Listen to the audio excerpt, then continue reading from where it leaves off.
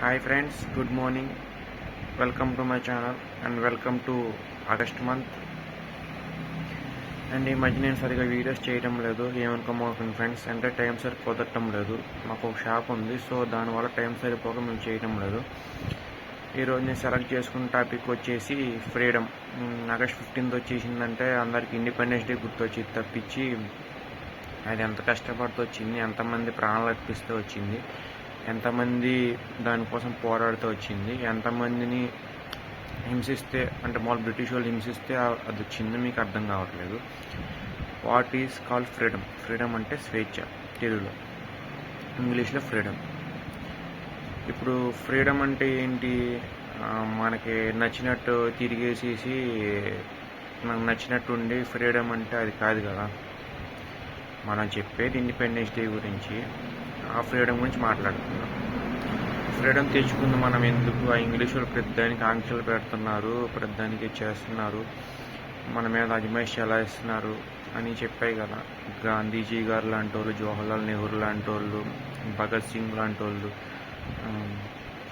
BR Ambedkar, Lal Bahadur Sastry and ఇలా గొప్ప గొప్ప నాయకులు చాలామంది ఉన్నారు. ఇప్పుడు మొన్న వచ్చిన సైర నరసింహారెడ్డిలో ఉయ్యాలవాడ నరసింహారెడ్డి గారు కానీ ఇట్లా చాలా కింగ్స్ కూడా ఉన్నారు. ఇట్లా చాలామంది కష్టపడితే ప్రాణాలు అర్పిస్తే మనకి ఇప్పుడు ఇండిపెండెన్స్ డే వచ్చి ఇది 76 కంప్లీట్ చేసుకుని 77 ఇండిపెండెన్స్ డే వచ్చింది మనకి. 77 ఇండిపెండెన్స్ డే ఇది 1947 ఆగస్ట్ 15th ఇండిపెండెన్స్ డే వచ్చింది, అందరూ తెలిసిందే. సో నేనేం చెప్పాలనుకుంటున్నానంటే ఇండిపెండెన్స్ డే ద్వారా మనం ఏం సాధించాం నన్ను అడిగితే, ఇండిపెండెన్స్ ద్వారా మనం ఇంకా పోగొట్టుకున్నాం. ఏంటి వీడు ఇండిపెండెన్స్ ద్వారా మనం ఏదో గొప్ప సాధించేసాం కదా, దేశాన్ని ఉద్ధరించేసాం కదా, పోగొట్టుకున్నాం అంటున్నాడు అనుకోవచ్చు. బ్రిటిష్ వాళ్ళు ఉన్నప్పుడు మన దేశం ఒకలా ఉంటే ఇప్పుడు మన దేశం ఇంకొకలా ఉంది. అప్పుడన్నా కొంచెం నాయకులు బాగున్నారు, దేశం బాగుంది. కానీ ఇప్పుడు నాయకులే బాగాలేదు, దేశం కూడా బాగాలేదు. ఎక్కడ చూసినా గొడవలు, అల్లర్లు, చనిపోవడాలు, చంపేయడాలు, రేపులు, మర్డర్లు, కిడ్నాప్లు, ఇవి తప్పించి రౌడీజం, గోండాయిజం తప్పించి ఒక్కసాటన్నా నీతి న్యాయం అక్కడ కనిపిస్తుందేమో చెప్పండి మీరే. నేను చెప్పేది ఎంతవరకు నేను మీరే ఆలోచించుకోండి. మనము మన కంట్రీని తెచ్చుకుంది ఎందుకు అంటే ఇంగ్లీష్ వాళ్ళ నుంచి మన కంట్రీని మనం సంపాదించుకుంది ఎందుకు? మనకంటూ మనకు ఒక కంట్రీ ఉండాలి, మనం ఒక కాన్స్టిట్యూషన్ ఉండాలి, మనకంటూ మనకు రైట్స్ ఉండాలి, మనమంటూ మనం లివింగ్ బాగుండాలి, మనకంటూ మనం ఫ్రీడమ్ ఉండాలి, మనకంటూ మనకి బతికే ఫెసిలిటీస్ ఉండాలనే కదా. వాళ్ళ అంత పోరాడి మన నాయకులు కానీ అప్పుడున్న వాళ్ళు కానీ ఇంతమంది కలిసి తెచ్చింది ఇండిపెండెన్స్ డే. అదే మళ్ళా తప్పగా రాలేదు కదా. మన వాళ్ళు ఎన్నో ఏళ్ళు కష్టపడితే కానీ మనకి ఇండిపెండెన్స్ డే రాలేదు. మీకు తెలిసే ఉంటుంటుంది. వాళ్ళు వచ్చేసి ఇంగ్లీష్ వాళ్ళు 1747లో మన ఇండియాకి వచ్చారు. ఫస్ట్ మేము ఇట్లా వ్యాపారం చేసుకుంటామని చెప్పి మేము ఇండియాకి వచ్చారు. తర్వాత 1947 వరకు వెళ్ళలేదు. అంటే 200 years మన ఇండియాని పాలించారు వాళ్ళు. ఇంతకుముందు కింగ్స్ పాలించినారు, కానీ ఇంగ్లీష్ వాళ్ళు మన ఇండియాని పాలించింది 200 years.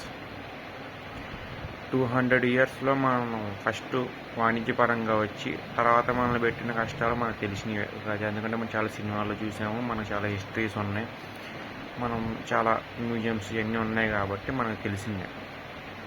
కానీ ఇప్పుడు నేను చెప్పదలుచుకుంది ఏంటంటే, గాంధీ గారు ఇంతకుముందు మీకు ఒక వర్డ్ చెప్పుకుంటారు, అర్ధరాత్రి ఫ్రీడంగా తిరిగినప్పుడే ఆడపిల్లలు కానీ వీళ్ళందరూ మన ఇండియా స్వతంత్రం వచ్చినట్టు.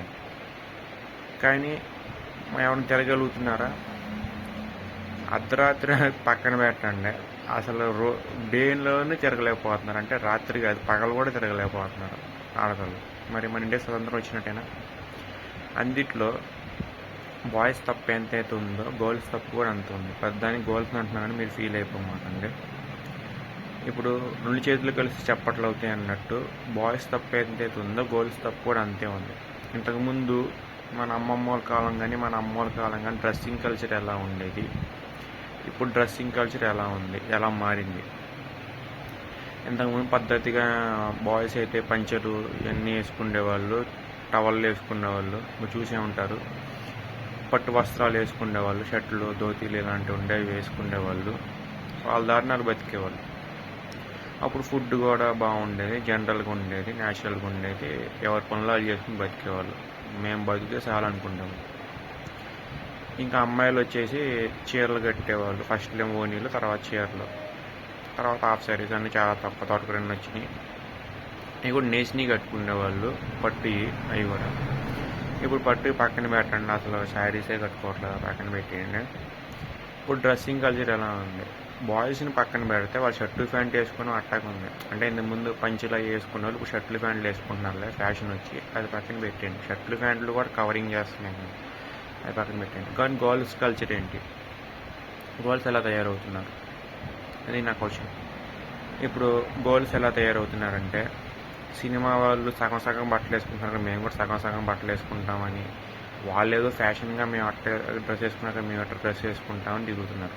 ఇప్పుడు మగవాళ్ళు ఆడవాళ్ళు ఒకటి కాదు కదా. అంటే జెండర్ పరంగా ఒకటే నేను చెప్పేది, జెండర్ ఈక్వాలిటీ పరంగా ఒకటే. కానీ వాళ్ళకుండే వేరు, వీళ్ళకుండే వేరు. అంటే మీరు వేరంటే ఇంకోటి ఏదో అనుకోమాకండి. వాళ్ళకుండే పద్ధతులు వేరు, వీళ్ళకుండే పద్ధతులు వేరు. వీళ్ళంతసేపు అన్నా సాంప్రదాయంగా ఉండాలి, వాళ్ళ పనులు చేసుకోవాలి, ఒంటిని మొత్తం కప్పుకోవాలి. బాయ్స్ చెడ్డీలు వేసుకుని తినేవాడు పట్టించుకునే ఉంటారు.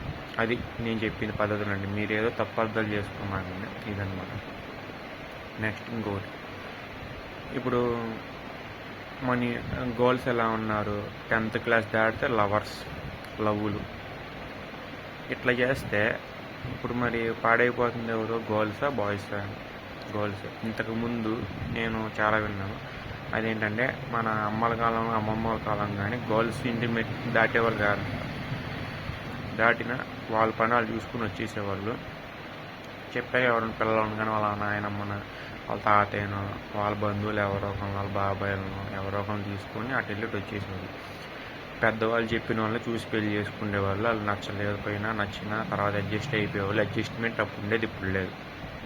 కానీ ఇప్పుడు నచ్చిన వాళ్ళు పెళ్లి చేసుకుని ఎంతకాలం ఉంటున్నారు, సంవత్సరం కూడా ఉండట్లేదు. ఎందుకు మారింది? మనమే మారింది, జనరేషనే మారింది, ఇంకేం మారలేదు. ఎందుకు ఇలా జరుగుతుంది? మన వల్లే జరుగుతుంది. గర్ల్స్ ఎప్పుడైతే మొబైల్స్ వచ్చినాయో, అది కూడా టచ్ మొబైల్స్ వచ్చినాయో, వాళ్ళు పూర్తిగా చెడిపోయారు కదా అని నేనేదో అందరూ అట్లాగే ఉన్నాను లేదు. మన మదర్స్ కాలం వాళ్ళు బాగానే ఉన్నారు. ఇప్పుడు వచ్చే జనరేషన్, ఈ 20 years నుంచి వచ్చే జనరేషన్ ఎప్పుడైతే ఏదో ఉందో అది మాత్రం విపరీతంగా పాడైపోయారు. 10th క్లాస్ నుంచి లవ్వులు కొవ్వులు అంటున్నారు. ఇంట్లో చూసిన వాళ్ళు పెళ్లి చేసుకోవాలా, లవ్ చేసిన వాళ్ళు వెళ్ళిపోతున్నారు. కొన్ని ఆడుతూ అన్న లైఫ్ లాంగ్ ఉంటారా? అట్లా ఉంటారు. ఒక సంవత్సరం 2 సంవత్సరాలు డైవర్స్ అంటారు. లేదంటే వాడు నచ్చలంటే వాడు సాగు దొబ్బుతాడు, లేదంటే ఇది నచ్చలంటే ఈయన సాగు దొబ్బుతుంది. అట్లా చేస్తున్నారు. సో నా టాపిక్ ఇదంతా కాదు. ఆల్రెడీ ఇంతకుముందు నేను ఉమెన్స్ ప్రొటెక్షన్ గురించి చెప్పేశాను. నేను ఫ్రీడమ్ గురించి చెప్తున్నాను. ఇంతమంది కష్టపడి 200 సంవత్సరాలు మన ఇండియాని పాలించిన బ్రిటిష్ వాళ్ళ దగ్గర నుంచి మనకి స్వతంత్రం తీసుకొస్తే మన దేశ నాయకులు చేస్తుంది ఏంటి? ఉన్న దేశాన్ని సంకనాగిస్తున్నారు. బ్రిటిష్ వాళ్ళు ఉన్నప్పుడైనా కంట్రీని ఒక టైప్గా చేసి పాలించేవాళ్ళు. కానీ మన ఇండియన్స్ స్వతంత్రం వచ్చినది ఏం చేస్తున్నారు? స్టేట్నే అంటే మామూలుగా ఒక స్టేట్ని విడదీసేసి ఇప్పుడు మనమే ఉన్నాము. మన ఆంధ్రప్రదేశ్, తెలంగాణ ఒక స్టేట్. కానీ ఉందా? లేదు. ఇప్పుడు ఆంధ్రప్రదేశ్ సపరేట్ అయిపోయింది, తెలంగాణ సపరేట్ అయిపోయింది. మీకు తెలుసో తెలీదు, ఇండిపెండెన్స్ డే వచ్చాక కూడా 4 స్టేట్స్ కలిపి మన ఆంధ్రప్రదేశ్. ఒకటి కర్ణాటక, ఒకటి తెలంగాణ, ఒకటి ఆంధ్రప్రదేశ్, ఇంకోటి వచ్చేసి తమిళనాడు. ఈ 4 స్టేట్స్ కలిపి మన ఆంధ్రప్రదేశ్ అప్పట్లో. అందుకని మన క్యాపిటల్ కూడా అప్పట్లో ఇది ఉండేది, మద్రాస్ మన క్యాపిటల్ ఫస్ట్లో. తర్వాత మద్రాస్ తర్వాత కర్నూలు వచ్చింది. కర్నూలు తర్వాత మీకు తెలిసింది హైదరాబాద్ వచ్చింది. ఇప్పుడు విజయవాడ వచ్చింది.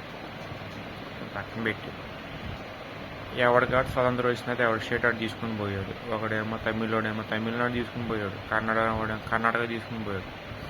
ఈమె 10 years బ్యాక్, అంటే 10 years కూడా ఇంకా ఎక్కువ. 2014 అంటే ఇప్పుడు 2024 20 years, 9 years బ్యాక్ తెలంగాణ తీసుకుని పోయాడు. ఇంగ్లీష్ వాళ్ళు ఉన్నప్పుడు ఒకేలాగా ఉన్న ఈ స్టేట్స్ ఇంగ్లీష్ వాళ్ళు వెళ్ళిపోయిన తర్వాత ఇంకా దారుణంగా అయిపోయింది. మళ్ళీ అది సాలదన్నట్టు తెలంగాణ వాడేమో 10 జిల్లాలు 33 జిల్లాలు చేసుకుంటాడు. వాయిని చూసి మన ఏపీ వాళ్ళు మళ్ళీ ఎందుకు పేర్లు చెప్తే మళ్ళీ నేనేదో చెడ్డగా చెప్పేశాను, నేనేదో విరుద్ధుని అనుకుంటారు. మన ఏపీ వాళ్ళు అంతే, 10 స్టేట్స్ని తీసుకెళ్ళి 13 స్టేట్స్ని తీసుకొచ్చేసి 8 స్టేట్స్ని చేశారు. స్టేట్స్ కాదు, సారీ, డిస్ట్రిక్ట్స్, ప్రాబ్లం, డిస్ట్రిక్ట్స్ని చేశారు. వాళ్ళే విభజించి పాలించారు ఇంగ్లీష్ వాళ్ళు. అంటే మన వాళ్ళు ఇంకా విభజించి పాలిస్తున్నారు. అలాంటప్పుడు మనం ఇంగ్లీష్ వాళ్ళ దగ్గర స్వతంత్రం తీసుకుని ఏం లాభం? ఝాన్సీ రాణి లక్ష్మీబాయి గారు అయితే ఎంత పోరాడో మీకు తెలిసిందే. ఆవిడ చిన్నప్పటి నుంచి పోరాట యోధురాలు. నాటి రుద్రమ్మదేవి ఇంతమంది కష్టపడి ఇన్ని ప్రాణాలు అర్పించి మనకి స్వతంత్రం తీసుకొస్తే మన వాళ్ళు చేస్తుంది ఏంటి? ఇప్పుడు జరుగుతుంది ఏంటి? ఎవడ స్వార్థం ఆడు చూసుకుంటున్నాడు తప్పించి పక్కనోడు ఏమైపోతాడో చూసుకోవడం. సో ఇక్కడి నుంచి అయినా మారతారని, ఈ ఇండిపెండెన్స్ డే కన్నా కొంచెం మన దేశం బాగుంటుందని కోరుకుంటున్నాను. Thank you. ఇంతకుమించి చెప్పిన నా ఎనర్జీ వేస్ట్, టైం వేస్ట్ తప్పించి ఎవరు మారనన్నా తెలుసు. ఏదో ఇండిపెండెన్స్ డే వస్తుంది కదా, 2 వీక్స్ ముందు వీడియో చేద్దాము, అప్పటికప్పుడు కుదరదో ఇప్పుడు చాలా లేదు వీడియో చేస్తున్నాను. Thank you. జై హింద్, జై భారత్, జై హిందుస్థాన్.